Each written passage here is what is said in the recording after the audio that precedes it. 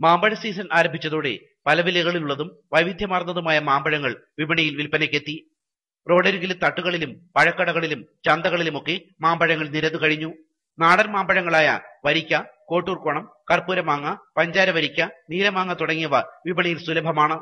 കോട്ടൂർക്കോണം വരിക്ക മാമ്പഴങ്ങൾക്ക് ആവശ്യക്കാരേറെയാണ്. അതുകൊണ്ട് തന്നെ ഇതിന് വിലയും കൂടുതലാണ്.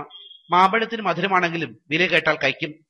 1 കിലോ മാമ്പഴത്തിന് 80 രൂപ വരെ ഇപ്പോൾ വിപണിയിൽ വിലയുണ്ട്. ഗ്രാമപ്രദേശങ്ങളിൽ നിന്നാണ് കോട്ടൂർക്കോണം മാങ്ങ വിപണിയിലെത്തുന്നത്.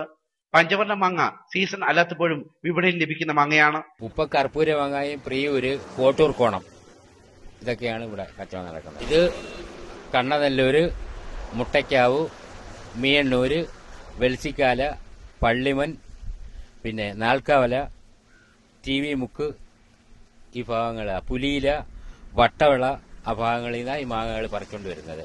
കൊട്ടാരക്കര, പിന്നെ വെളിയം, പുയപ്പള്ളി, ആ ഭാഗത്തൊക്കെയാണ് ഇത് പറിച്ചുകൊണ്ട് വരുന്നത്.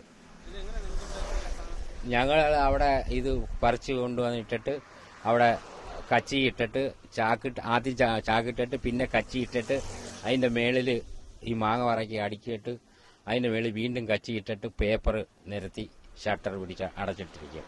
അങ്ങനെ 4 ദിവസം കഴിയുമ്പോൾ ഇത് പൊട്ടിച്ച് മാങ്ങ പറക്കി കൊണ്ടുവരുന്നതാണ്. വ്യാപകമായ മരമുറിക്കലും കൃഷിയിടങ്ങൾ കുറവായതുമൂലം നാട്ടുമാങ്ങകൾക്ക് പൊതുവെ ദൗർലഭ്യം അനുഭവപ്പെടുകയാണ്.